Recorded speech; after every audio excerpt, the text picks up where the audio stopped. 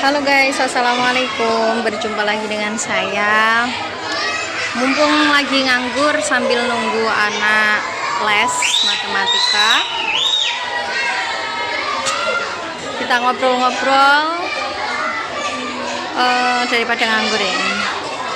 Kali ini kita membicarakan tentang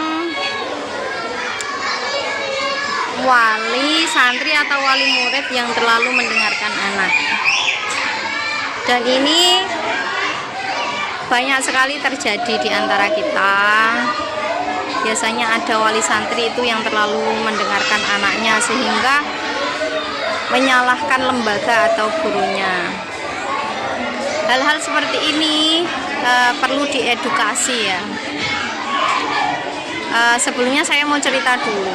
Dulu itu saya pernah mondok mulai dari umur 10 tahun itu mondok di Jombang. Saya itu dari Bojonegoro, Jawa Timur.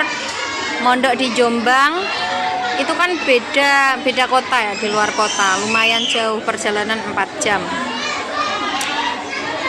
Ketika saya mondok itu ibu saya itu pasrah bongkoan, jadi nggak pernah mau tahu masalah apapun yang saya alami di pondok.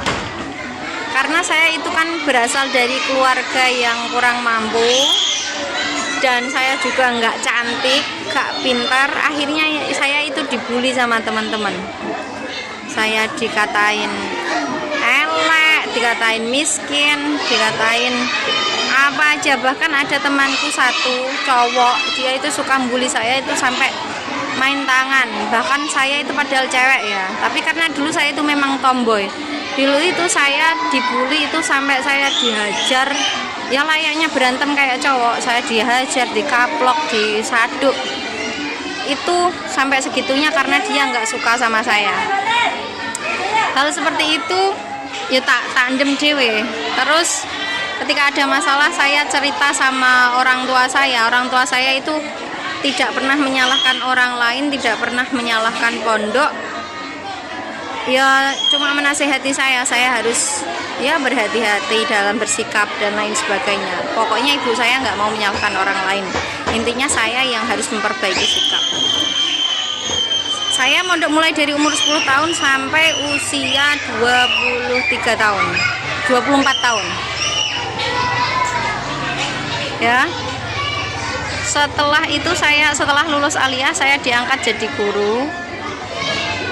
Dari situ saya mulai paham bagaimana cara menghadapi anak, mensikapi wali santri dan lain sebagainya. Pada suatu hari ada anak cowok yang dihajar sama temennya, pokoknya tukaran. Nah mereka itu tukaran, terus si anak yang satunya itu madul atau bilang sama bapaknya kalau saya habis diajar ini.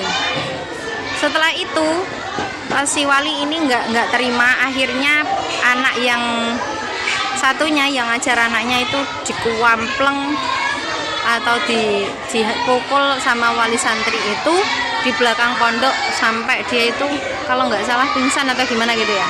Pokoknya sampai parah lah karena anak-anak dipukul sama orang tua. Nah dari situ saya cerita sama ibu, Bu tadi ada kejadian ini. Ibu saya bilang, itulah jawabanku kenapa selama ini nggak pernah mau tahu, nggak pernah ikut campur urusan anak.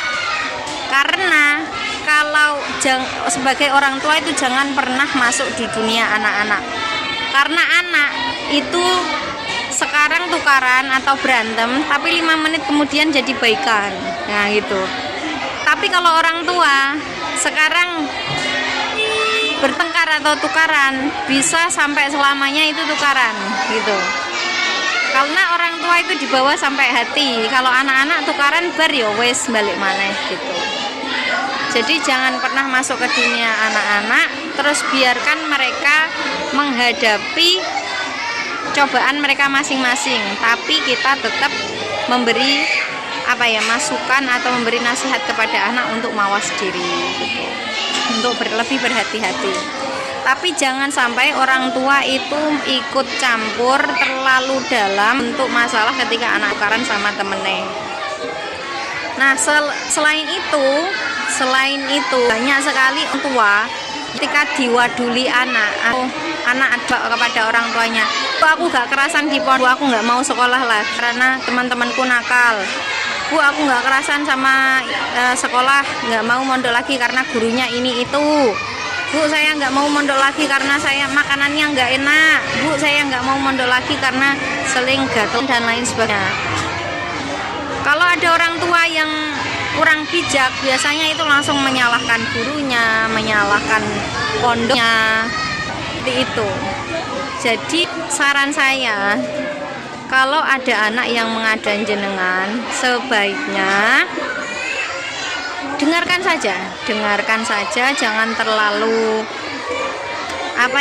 jangan terlalu masuk ke dalam. Berikan mereka nasihat yang baik, beri pemahaman bahwasanya hidup di dunia ini tak selalu harus seperti yang diinginkan. Ada kalanya takdir itu menggariskan kita pada satu hal yang tidak kita inginkan. Biarkan mereka menghadapi cobaan mereka masing-masing. Kalau anak yang tumbuh dengan didikan seperti itu, insya Allah ketika lulus sekolah atau lulus dari pondok, mereka akan menjadi pribadi yang kuat.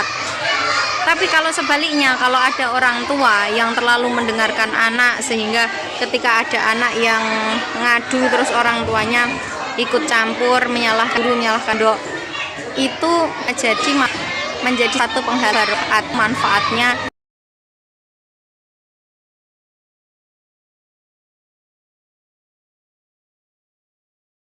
ilmu.